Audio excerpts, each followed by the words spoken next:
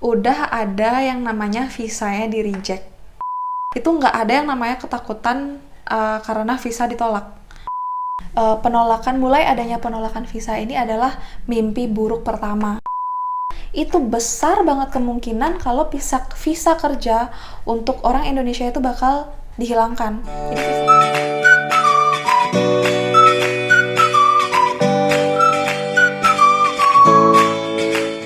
Cindobre, halo teman-teman, balik lagi ke channel kita dengan saya Aprilia. Video ini sebenarnya lucu banget ya. April recording video ini sama Sukrawan itu berawal dari lagi diskusi nih sebenarnya. Sekarang ada Sukrawan di depan saya. Halo Sukrawan. Jadi kita awalnya lagi diskusi ngebahas mengenai kejadian yang terjadi saat ini. Gitu. Ngerti kan maksudnya? Jadi tadi lagi diskusi santai terus kayak mikir bisa nih kayak kita sharing ke teman-teman untuk yang lagi aware juga dengan kondisi ini atau yang belum tahu dengan kondisi ini. Jadi tadi pembahasan kita tuh dia tentang visa dia. Jadi sekarang itu banyak sekarang itu udah ada yang namanya visanya di reject. Which is itu kayak sangat mengkagetkan. Sangat bikin terkejut karena 9 bulan lalu ketika saya proses visa itu dari awal proses lah 9 bulan jadi 18 bulan lalu dari awal saya proses itu nggak ada yang namanya ketakutan karena visa ditolak, karena udah dari histori yang kita lihat berapapun visa yang di-apply itu pasti approve, pasti bakal di-approve semua dia. Nah, di era sekarang ini, beberapa minggu terakhir ini, itu April dengar berita dari Indonesia bahwa ada visa kandidat yang ditolak. Nah, jadi dari sini kita udah bisa lihat nih, dan kondisi visa yang ditolak itu tuh dokumennya lengkap loh. Dokumennya dokumen asli, jadi kayak WP asli. WP kan kalau nggak asli nggak mungkin diterima sama embassy. Nah, itu WP-nya asli. Nah, kita mikir nih, apa nih penyebabnya, kenapa bisa ada visa yang ditolak. Terus akhirnya kita kepikiran lah sama keadaan para pekerja Indonesia yang saat ini sudah di Polandia. Jadi mungkin salah satu, dari research kita lah, dari observasi kita di lapangan, apa yang sudah terjadi, kemungkinan kondisi pekerja yang sudah ada di Polandia itu menjadi penyebab kenapa visa sekarang, maksudnya kenapa sekarang embassy Polandia di Jakarta itu lebih selektif, dalam tanda kutip lebih selektif ya, untuk menerbitkan visa baru untuk para kandidat yang apply. Nah, jadi benang merahnya itu jadinya kayak gini loh. Pemerintah Polandia itu memberikan visa untuk kita nih sebagai pengapply untuk datang ke negaranya. Nah, nanti untuk kita bisa tinggal di negaranya, untuk kita bisa bekerja. Dengan catatan kita harus memiliki dokumen-dokumen lengkap. Salah satunya visa dan dokumen legal lainnya yang harus kita miliki ketika kita sudah sampai Polandia. Jadi benar-benar legal lah. Secara simpelnya kayak gini, kayak kamu masuk ke rumah orang, kamu harus izin.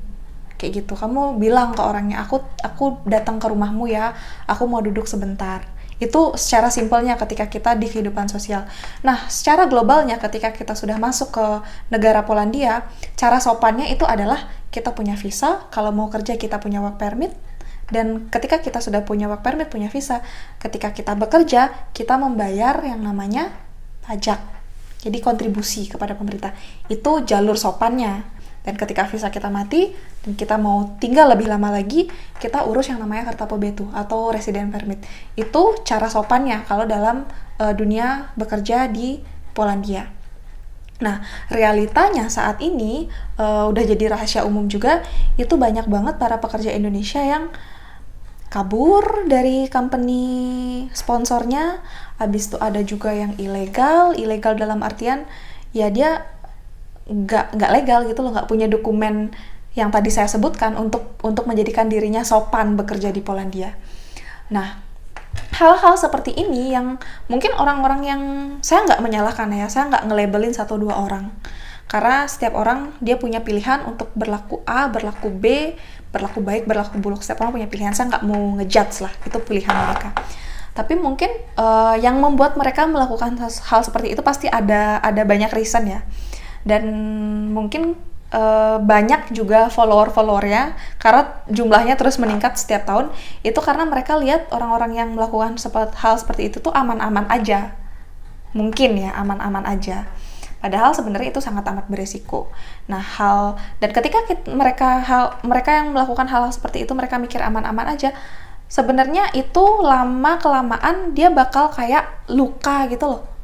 Dia kayak luka, jadi mereka pikir oke, aman-aman aja, udah ikut lagi. Tanpa disadari hal seperti ini tuh pemerintah Polandia itu, tenaga kerja itu mereka watching loh, mereka menganalisa, mereka punya statistiknya, mereka punya catatannya, catatan dalam artian berapa orang nih yang terdata bekerja di Polandia, berapa aktual, maksudnya jumlah asli orang yang kita keluarin visanya, mereka berangkat, kan itu pasti ada datanya, itu di sistem pasti ada datanya, berapa orang yang aktualnya masih ada di sini, otomatis udah jelas dong dia tujuannya ke sini kerja karena visa kerja. Dan nanti berapa orang yang benar-benar terdaftar sebagai pekerja legal yang setiap bulan membayarkan tanggung jawabnya, kewajibannya, kayak gitu. Nah, ketika jumlah orang yang bekerja dengan status ilegal itu banyak, otomatis selisih antara jumlah pekerja Indonesia yang ada di Polandia dengan visa kerja dengan jumlah asli pekerja Indonesia yang benar-benar membayarkan kewajibannya, itu pasti selisihnya bakal jauh banget. Dan pemerintah Polandia itu dia aware dengan hal ini, which is kan mereka dalam artian kecolongan.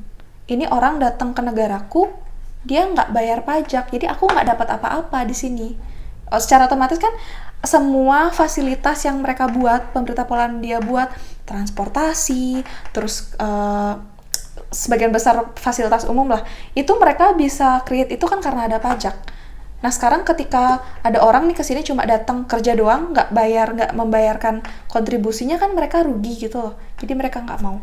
Nah, hal-hal seperti inilah yang salah satunya menyebabkan pemerintah Polandia menjadi lebih selektif dalam menerbitkan visa baru untuk tenaga kerja Indonesia. Makanya sampai 2 minggu kemarin itu, kayak yang tadi April sebutin, ada visa yang ditolak kayak gitu. Nah, hal seperti ini gimana deh, maaf. Karena sampai sini juga banyak nih orang-orang yang terlantar gitu. Nah, selain orang-orang yang benar banget, jadi selain teman-teman kita yang memutuskan untuk ilegal, teman-teman kita pekerja Indonesia yang memutuskan untuk ilegal, ada juga kejadian, mungkin sekarang udah mulai berkurang ya, tapi dulu-dulu tuh banyak banget kejadian orang yang datang ke sini dengan jalur tanda kutip mandiri. Jadi mereka ke sini hanya diberangkatkan saja oleh PT-nya atau calonya atau agennya di Indonesia. Terus sampai sini nggak ada company yang mau nampung mereka, atau nggak ada agensi yang mau bertanggung jawab jadi sponsornya mereka. Jadilah mereka terlantar kayak gitu. Nah, ketika mereka terlantar, itu segala keluhan laporannya bakal masuk ke KBRI. Nah, di KBRI itu pasti bakal ada catatannya berapa orang yang mengalami permasalahan seperti ini. Dan inilah juga termasuk permasalahan yang menjadi perhatian khusus oleh pemerintah Polandia dalam mempertimbangkan penerbitan visa untuk yang selanjutnya. Nah, jadi teman-teman, bisa dibilang mulai adanya penolakan visa ini adalah mimpi buruk pertama bagi kita atau bagi teman-teman yang lain yang ingin datang ke Polandia.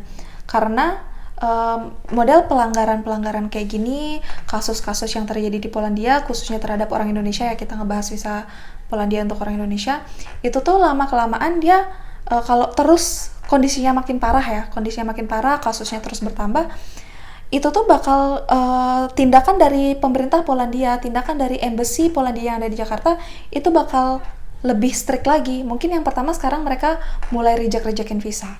Terus kalau misalnya ini makin parah, itu besar banget kemungkinan kalau visa kerja untuk orang Indonesia itu bakal dihilangkan. Jadi visa kerja ke Polandia untuk orang Indonesia itu bisa aja dicabut. Mungkin mereka hanya nyediain mungkin kayak visa bisnis kayak gitu aja, atau visa study itu aja mungkin bisa disediakan. Terus visa kerja udah dihilangin. Kenapa April bisa bilang seperti ini? Kita bisa ngelihat dari Amerika Serikat. Sekarang untuk dapat visa kerja Amerika Serikat itu benar-benar bisa dibilang kayak nggak mungkin, kayak mustahil banget. Kecuali kamu kesana pakai visa turis yang which is itu biayanya mahal banget. Udah gitu mungkin pakai visa study untuk yang kuliah. Habis itu mungkin pakai visa bisnis untuk yang berbisnis, atau mungkin bisa masih pakai visa kerja tapi memang benar-benar untuk orang yang benar-benar qualified. Jadi orang-orang yang benar-benar profesional di bidangnya. Contoh-contoh kayak manajer, direktur, atau memang dia chef profesional yang memang sudah ada sponsor company-nya di Amerika, itu baru bisa. Karena dulu itu sebelum kan sekarang kondisinya kayak gitu ya, susah untuk dapat visa Amerika. Even untuk intern visa pun itu susah loh. Jadi benar-benar harus hati-hati banget prepare dokumennya. Nah, kalau dulu back on before 2000-an itu visa kerja itu masih bisa didapat untuk ke Amerika. Nah, April tahu ini karena waktu itu sempat ketemu orang yang sempat nawarin kerja juga. Dulu dia punya pengalaman kerja di Amerika sampai ngeberangkatin orang juga ke Amerika, dan itu sebelum tahun 2000-an dia bilang. Dan waktu itu dia masih bisa proses untuk visa Amerika, tapi sekarang udah nggak bisa. Kenapa? Ya kayak gitu kasusnya, karena banyak yang jumping di sana, banyak yang ilegal, banyak kasus-kasus. Jadi orang tuh pemerintah Amerika tuh dia mulai melek. Nah, takutnya hal ini tuh dia bakal terjadi juga di Polandia ketika pelanggarannya mulai banyak terjadi, angka pelanggarannya mulai meningkat, angka kasusnya, permasalahannya mulai meningkat. Pemerintah Polandia mungkin aja nanti menetapkan peraturan atau kebijakan yang sama dengan apa yang dilakukan oleh pemerintah Amerika kayak gitu. Jadi memang setiap orang dia berhak untuk memilih jalannya. Cuman kalau dari saya sendiri mending pikir 2 kali dulu deh. Pikir 2 kali, keselamatan tetap nomor 1, khususnya ketika menyangkut dengan legal stay dan legal work di luar negeri yang kita jauh dari rumah, itu benar-benar prioritas banget kalau untuk saya ya. Dan saya berharap juga, April berharap setiap orang nanti bisa punya pola pikir yang sama, biar kedepannya juga teman-teman kita yang lain biar tidak sulit untuk, pasti banyak banget yang masih pengen datang ke Polandia, biar mereka juga nggak susah gitu loh, biar mereka bisa dipermudah lah prosesnya untuk datang ke Polandia kayak gitu. Ada lagi deh, itu aja. Jadi intinya apa yang April bicarakan tadi itu adalah apa yang sudah April bicarakan dengan De Sukrawan tadi. Jadi kita angkat lagi ke dalam bentuk video ini, dan berharap semoga dengan video ini kedepannya angka pelanggaran dan permasalahan pekerja Indonesia di Polandia bisa menurun. Jadi tidak ada lagi kebijakan lanjutan yang mempersulit calon TKI Indonesia yang ingin datang ke Polandia. Semoga video ini bisa memberikan teman-teman, para audiens, para penonton informasi, dan kalau misalnya teman-teman tahu mengenai informasi-informasi lainnya mengenai visa Polandia, mengenai keberangkatan ke Polandia, itu bisa banget sharing-sharing di kolom komentar. Nanti kita sharing-sharing. Kami usahakan setiap komentar akan dibaca dan dibalas. Kalau hampir semua sih ya. So far sampai sekarang kita masih able untuk balas-balasin semua komentar.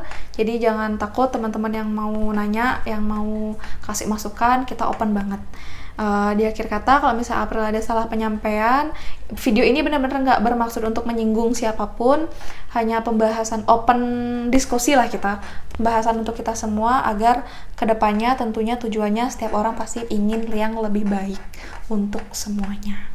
Di akhir kata, April ucapin terima kasih De Sukrawan udah nemenin selama rekaman video ini meskipun dia di balik layar. Terima kasih untuk teman-teman yang udah nonton sampai detik ini. Di akhir kata, do visenya, papa.